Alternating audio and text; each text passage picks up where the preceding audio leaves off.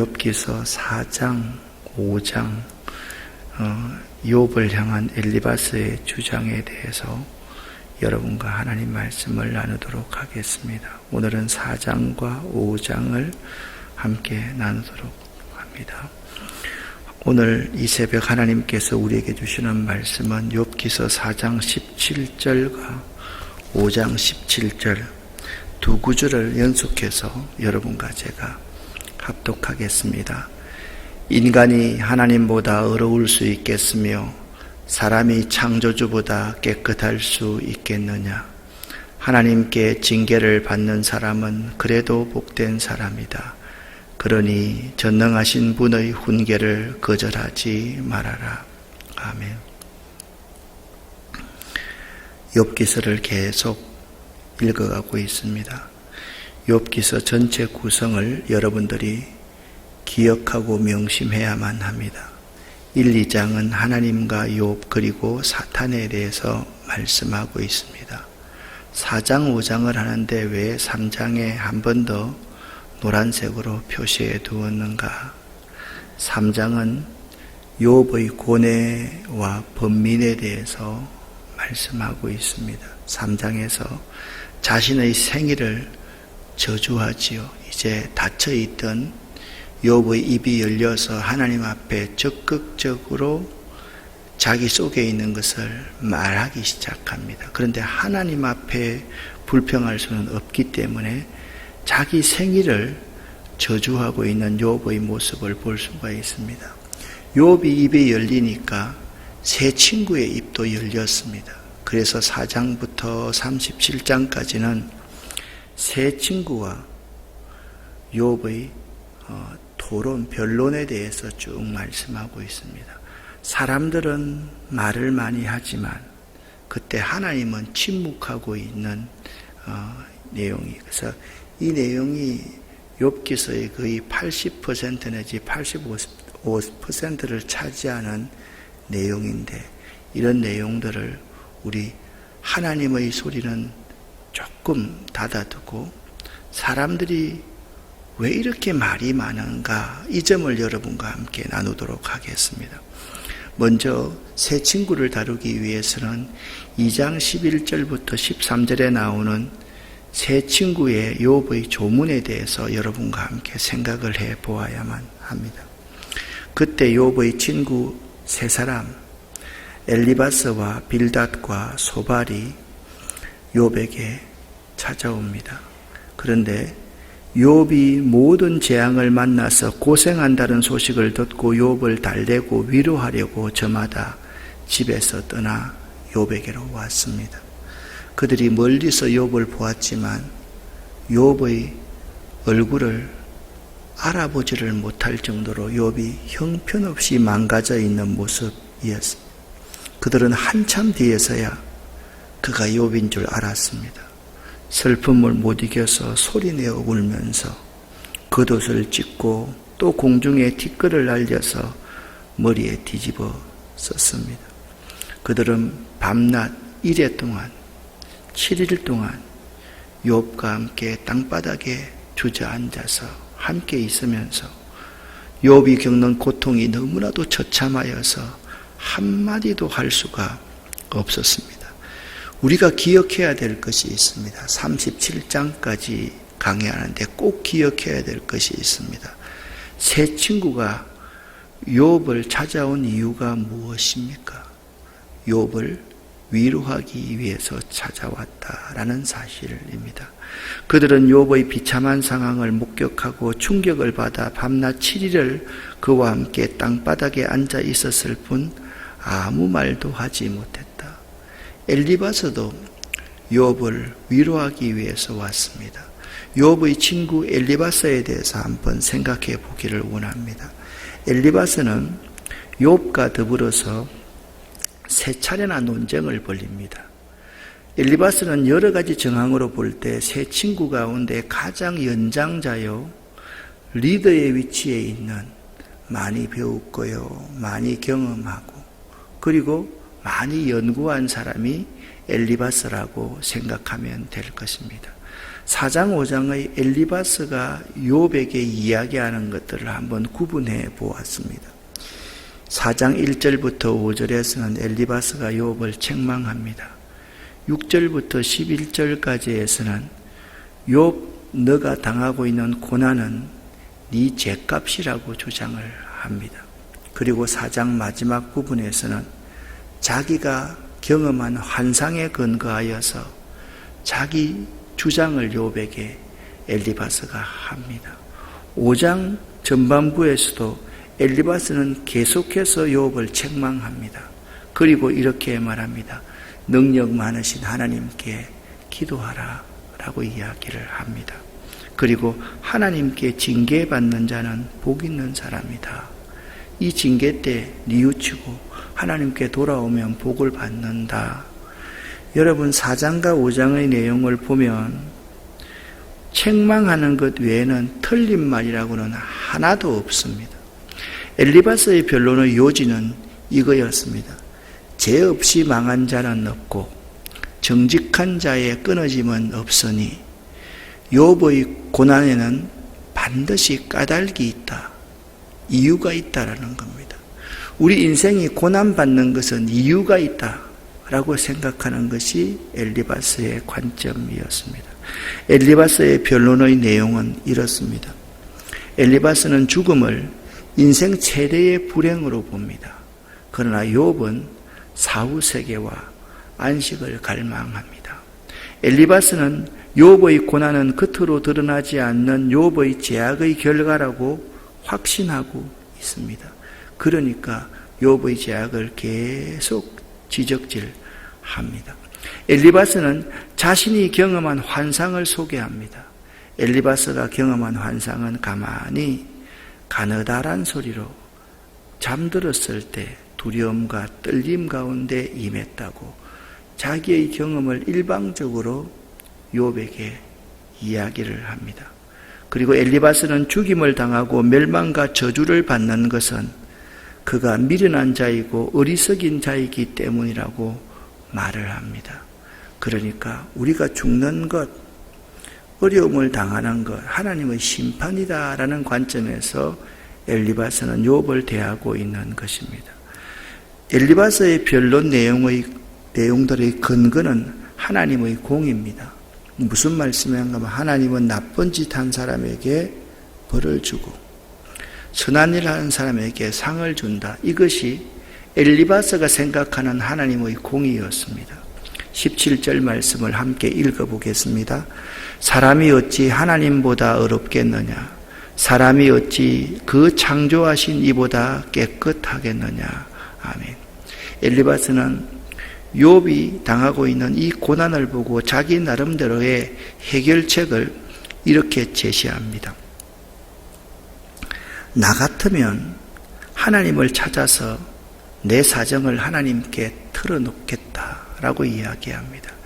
엘리바스의 해결책의 요지는요, 욥의 입장에서는 것이 아니라 나라면, 나 같으면, 자 여러분 여기에 고난당하는 이웃이 있습니다. 그런데 이 고난당하는 이웃에 공감하지 않고 그냥 이 이웃을 여기다가 탁 걸쳐놓고 그냥 말합니다. 나 같으면, 나라면 이렇게 하겠다라고 엘리바스는 계속해서 욥을 공박하고 있다라는 거죠. 이 8절 말씀을 개역 개정 사판으로 읽어보면 이렇습니다. 나라면 하나님을 찾겠고 내 일을 하나님께 의탁하리라 라고 말을 합니다. 나 같으면 내 일을, 자신이 욥처럼 고난을 당했더라면, 사실 말도 안 되는 거죠. 욥이니까 이 고난을 이길 수 있지, 그냥 경험 많고 인생을 오래 살았고 연구 많이 했다고 해서 이 고난을 이길 수 있는 게 아니거든요. 내가 너처럼 고난을 당했더라면 이렇게 말도 안 되는 가정법을 사용하고 있습니다. 하나님을 찾겠고 하나님께 구하겠다. 이 찾는다는 히브리어 다라시는 간절히 부르짖는다라는 의미입니다. 그러니까 이런 말입니다. 나 같으면, 내가 너처럼 고난을 당한다면 나는 이렇게 주저앉아 있지 않고 하나님께 간절히 부탁하겠다, 부르짖겠다. 내 일의 결과를 하나님께서 책임져 주실 것을 믿고 좌절하거나 낭망하지 않고 하나님을 찾고 부르짖겠다라고 이야기를 합니다. 엘리바스의 이 제시한 해결책은요, 고난의 원인을 진단하는 과정은 잘못되었어도 고난을 해결하기 위한 정당하고 확실한 방법이면 동의할 수 있는 그러한 제안입니다. 무슨 말씀인가 하면 엘리바스의 제안에 하나도 틀린 것은 없습니다. 다 옳습니다. 그리고 엘리바스가 자기 변론의 결론으로 이렇게 이야기를 합니다. 이것은 우리가 지금까지 살펴본 것이니 틀림없는 사실이다. 욥, 사랑하는 친구 욥, 부디 잘 듣고 너 스스로를 생각해서라도 명심하기를 바란다. 볼지어다 우리가 연구한 바가 이와 같으니 너는 들어보라. 그러면 네가 알리라. 엘리바스의 이야기를 들어보면 저 같으면 숨이 턱턱 막힙니다. 한 번도 욥의 말을 들으려고 하지 않고 욥을 이해하려고 하지 않고 욥에게 공감하지 않고 자기가 경험한 것, 자기가 연구한 것, 자기가 알고 있는 것만 욥에게 그냥 다 쏟아붓고 있기 때문입니다. 엘리바스는 하나님께 징계를 받는 자는 복이 있기 때문에 욥이 현재의 환난을 잘 참아낸다면 더 좋은 결과를 가져올 것이라는 말로 자기 변론을 마무리합니다. 엘리바스는 욥에게 자신의 숨겨진 죄를 하나님께 간절히 부르짖어서 모든 일을 하나님께 의탁하는 것이 최선의 해결책임을 자신이 연구한 결과라고 말을 합니다. 엘리바스라는 사람에 대해서 다시 한번 생각해 보기를 원합니다. 이 욥기서의 제일 어려운 문제는 뭐냐면 엘리바스와 빌닷과 소발의 말들이 다 옳다는 거예요. 그런데 욥의 입장에서 생각하면 공감이 되지 않는 거예요. 이 엘리바스라는 사람을 저는 축구를 했기 때문에 이 축구로서 좀 설명을 한번 해볼게요. 동네 축구, 군대 축구가 있습니다. 이 동네 축구, 군대 축구는요, 공을 따라서 사람이 움직입니다. 공이 있는 곳에 사람이 있습니다. 그 축구 잘하는 사람 한두 사람만 있으면 이깁니다. 이 동네 축구의 특징은요, 전술이나 공간 같은 것을 생각하지 않고 죽으라고 공만 따라다닙니다. 그러다 보니까 공이 있는데 사람이 몰려 있고 공이 없는 데는 사람이 없는 특징이 있습니다. 이 그림을 한번 보십시오. 프로축구입니다. 이건 레알 마드리드와 아틀레티코 마드리드가 이제 경기를 이렇게 했는데 레알 마드리드가 아틀레티코 마드리드를 이겼을 때의 그러한 전술입니다. 여러분 항상 축구를 이렇게 이해하고 이렇게 보면요, 이렇게 수비하는 사람들도 이렇게 삼각형을 딱 이루고 있습니다. 공격하는 사람도 이렇게 하얀 옷도 삼각형을 딱 이루고 있습니다. 여기도 마찬가지입니다. 이렇게 삼각형이 이루어져 있고 이렇게 삼각형이 이루어져 있습니다.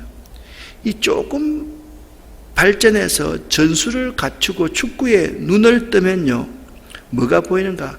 사람이 보입니다. 우리 편도 보이고 상대편도 보입니다. 그러면 내가 공을 받으면 내가 공을 어떻게 치고 나갈까가 아니라 공을 누구에게 주어야 할지가 생각이 됩니다. 그리고 비어있는 공간에 내가 공을 전달해야 되겠다라는 생각을 하게 됩니다. 무슨 말씀을 하는 것입니까? 동네 축구, 군대 축구를 이렇게 보면 공이 있는 곳에 사람이 몰려다닌다고 말씀을 드렸습니다. 전술을 갖추고 전략을 가지면요, 우리 편과 상대편이 보입니다. 공간이 보입니다. 전략과 전술이 있고 선수가 사람이 보이고 공간이 보이면요, 창의적인 플레이가 가능합니다. 우리가 신앙생활 하는 것도 축구 경기와 인생이 매우 유사합니다. 먼저 미숙한 신앙인이 있습니다. 미숙한 신앙인은 처음에는요, 신앙생활하면 나밖에 보이지 않습니다. 내가 경험한 신앙이 오직 유일한 신앙입니다. 내가 경험한 목사가 오직 유일한 목사이고 내가 경험한 그 교회가 오직 유일한 교회인 줄 알고 있습니다.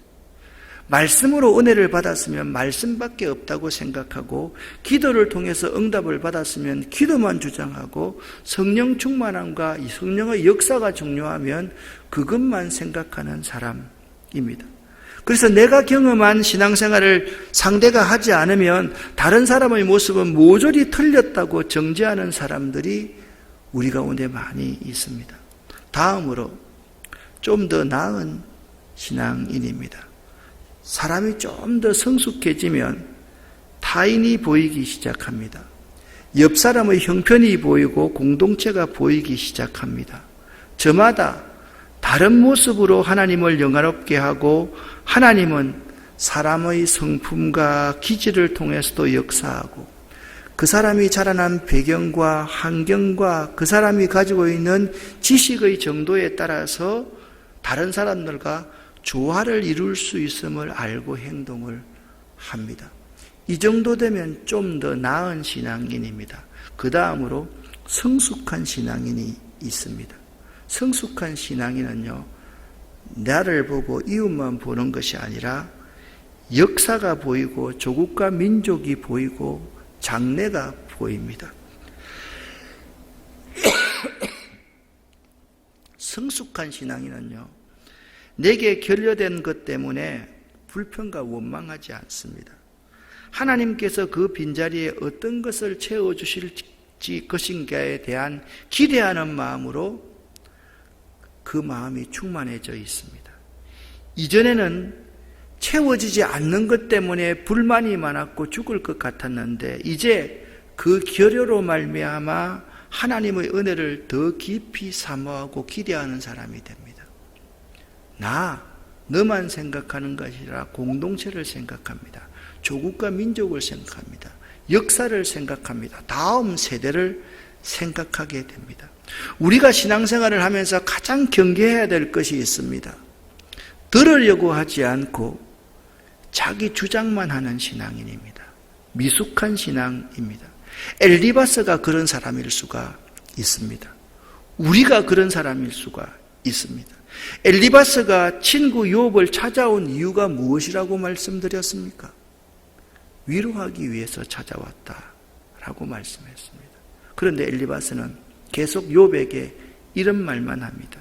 너의 죄를 생각해 보아라.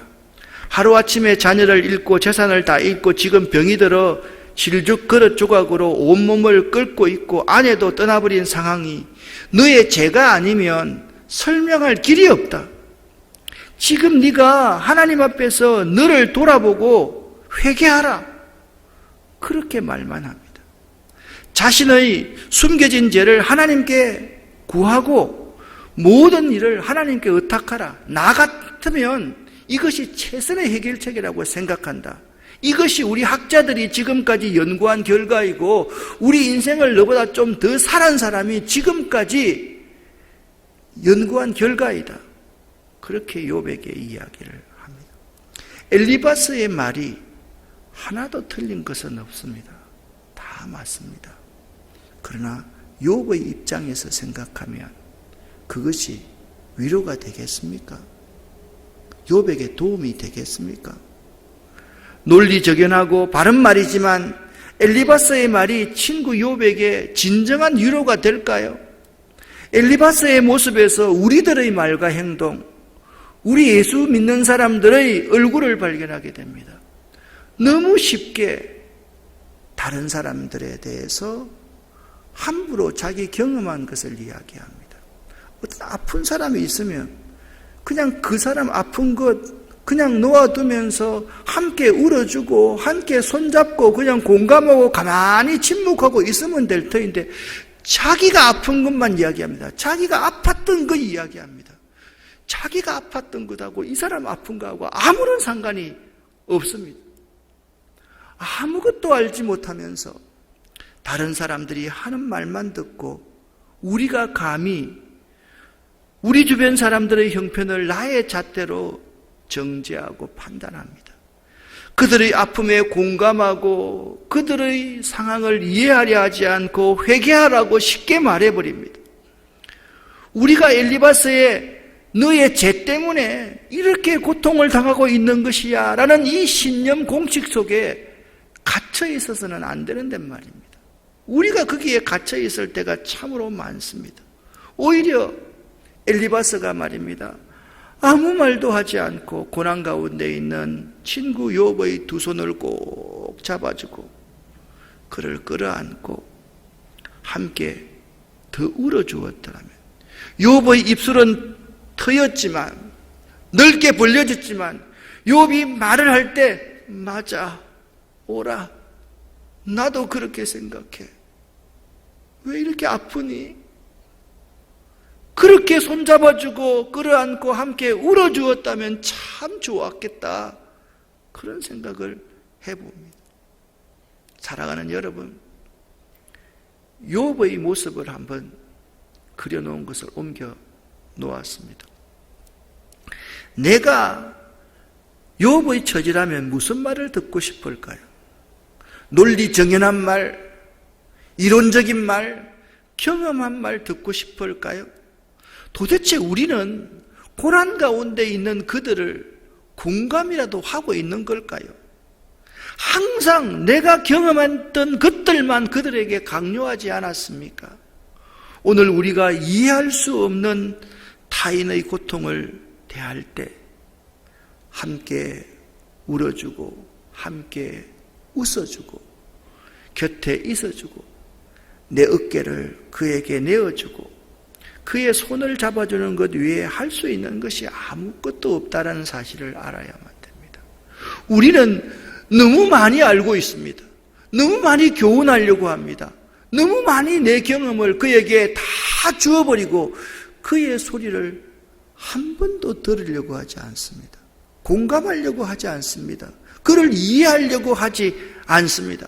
여러분, 그가 고통당하고 있는 사람이 죄를 지었다 할지라도 더 우리가 생각하고는 윤리적이고 도덕적인 나쁜 짓을 했다 할지라도 우리는 말만 듣고 뉴스만 듣고 그를 정죄하려고 했지, 그를 이해하고 그를 공감해주고 그에게 나의 시간을 내어주는 그런 노력을 한 번도 해본 적이 없는 것이 여러분과 저고 우리 교회 공동체고 그리고 우리들의 모임 아닙니까? 교회는 이렇게 해서는 되지 않는 것 아닙니까? 적어도 죄인들이 와서 쉴 수 있는 곳이어야 되지 않겠습니까? 손가락질 받는 사람들이, 죽임을 당할 수밖에 없는 그러한 사람들이 예수님 앞에 왔을 때 예수님은 뭐라고 말씀하셨습니까? 너를 정죄하는 자가 어디 있느냐? 나도 너를 정죄하지 않노니 가서 다시는 죄를 짓지 말라, 그렇게 말씀하였는데 말입니다. 사랑하는 여러분, 고통으로 몸부림치는 친구가 있을 때 우리가 할 수 있는 일은 이런 것입니다. 그와 함께 있어주기, 그의 고통을 이해하고 공감하기, 정직한 침묵으로 그의 슬픔에 동참하기, 이것이 엘리바스 같은 우리들이 해결해야 될 문제임을 알아야만 합니다. 우리는 너무 엘리바스가 되려고 합니다. 우리 가운데 엘리바스가 너무 많습니다. 특별히 교회 공동체 안에 엘리바스 공동체가 이 고요 공동체를 지배해 나가고 있습니다. 좀 오래 믿었다는 사람들, 좀 많이 믿었다는 사람들, 좀 직분이 중요한 사람일수록 엘리바스가 되기 참 쉽다라는 말씀입니다. 타인의 입장에 서주는 사람들이 많은 성숙한 신앙 공동체가 되어야 되지 않겠습니까? 사랑하는 여러분, 여러분과 제가 오늘 이 4장 5장 말씀을 읽으면서 고통으로 몸부림치는 우리 이웃이 있을 때 우리가 할 수 있는 일은 설교고 교훈이고 내가 경험한 것을 말해주는 것이 아님을 알아야만 됩니다. 좀 입 좀 닫읍시다. 말하지 맙시다. 그와 함께 울어주고 그와 함께 웃어줍시다. 그를 이해하려고 노력하고 그와 공감하려고 노력하고 그의 고통을 내 고통으로 받아들이고 정직한 침묵으로 그의 슬픔에 동참해 줄 수 있는 여러분과 제가 될 수 있기를 예수 이름으로 간절히 축원합니다. 기도하겠습니다. 사랑의 하나님 아버지여, 엘리바스의 모습을 보면서 이 엘리바스 속에 내가 있음을 발견합니다. 이 목사의 모습이 엘리바스의 모습이었음을 고백합니다. 아파하는 교인, 아파하는 이웃에게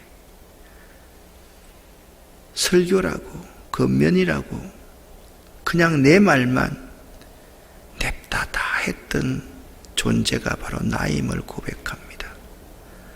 침묵하지도 못했고 들어주지도 못했고 공감하지도 못했고 이해하지도 못했고 내 가슴을 빌려주지도 못했고 내 어깨를 내어주지도 못했던 사람이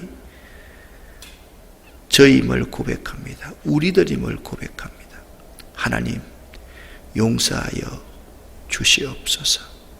하나님, 우리 아름다운 공동체의 구성원들이, 이 아름다운 공동체가 타인의 입장에 서주는 사람들이 많은 성숙한 신앙 공동체가 되기를 원합니다. 우리가 회개합니다.